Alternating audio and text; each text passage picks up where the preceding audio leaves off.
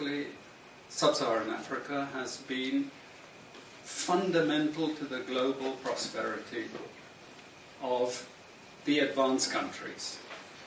Okay? And Africa had a role to play. It has a role as a raw material producer. We will not allow sub-Saharan Africa to escape that. Okay, we do everything to keep sub-Saharan Africa where it is, also impoverished. It's absolutely vital for the prosperity of everyone else. So let's get clear about that. Okay, and this means all the economic structures, all the global institutions, and the economics we teach everyone is all designed to keep Africa exactly where it is. And whether it is Europe or US or now China, it's always the same. We need Africa to be impoverished because we need those raw materials and we need them dirt cheap. Okay, so that's the message. It doesn't mean to say that there's nothing Africans can do. Of course there is.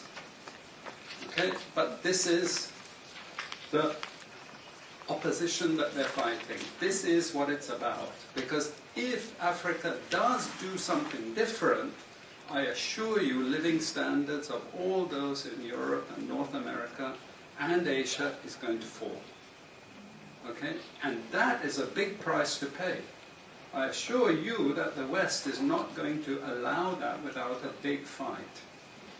Okay, so this is what it's fundamentally about. What I want to show you is how these structures are operating. It's just 20 minutes, so we can't do very much, but just to give you a little bit of an idea. And why I keep the ideology part there is because we are part of the producers of ideology. At universities and academic institutions, we are complicit in this whole enterprise. Okay, so the job of many Western academics is to convince Africans they have to keep doing what they're doing. Okay? And to show them it's your fault that you're poor. It's not our fault. It's your fault that you're poor. You know? So this is what we do in academic institutions, and I want to show that as well. Let me just start. This is what it's basically about, so you know what it's about. But I want to just show you the extent to which Africa is specializing in the production of raw materials and basic agricultural goods. We know the basic forces that have caused this underdevelopment. We know it's colonization. I will not discuss that very much because my colleague speaker is going to go into some aspects of this.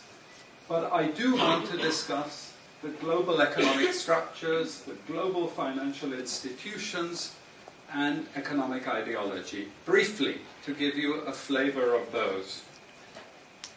Let me start with this. You can't really see it so easily, but if those of you who are interested, you want the PowerPoint, I'm sure we can make it available to you.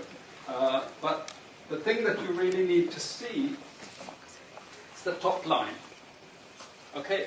And the extent of dependency is captured by this statistic at the top. Okay? And you compare it with all other income groups, and what you see is essentially in that one statistic how dependent sub-Saharan Africa is on raw material production. Okay? This is the very heart of what makes sub-Saharan Africa beat. Okay?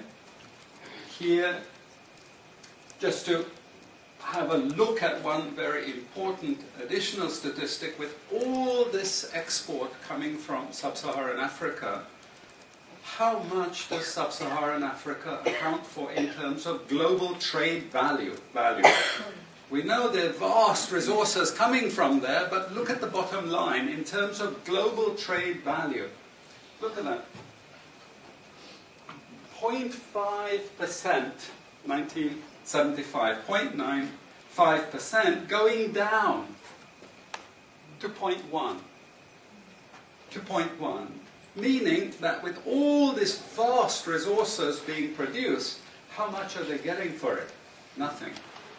Nothing. This is a very significant piece of data. Then I just want to show you what has happened to sub-Saharan Africa, because what we know, and from all studies, no country ever develops without manufacturing. Okay, producing raw materials will not take you anywhere. Producing basic agricultural goods will not take you anywhere. And let's have a look at how much manufacturing activity takes place in sub-Saharan Africa. We can look over the last 15 odd years, 15, 20 years. And we see manufacturing has actually declined as a percentage of the total. This is percentages of total production in sub-Saharan Africa. How much of it is accounted for by manufacturing? So this figure here is 17% of the total. Most of the rest, when we talk of industry, it includes manufacturing, but the bulk of it is mining. Okay?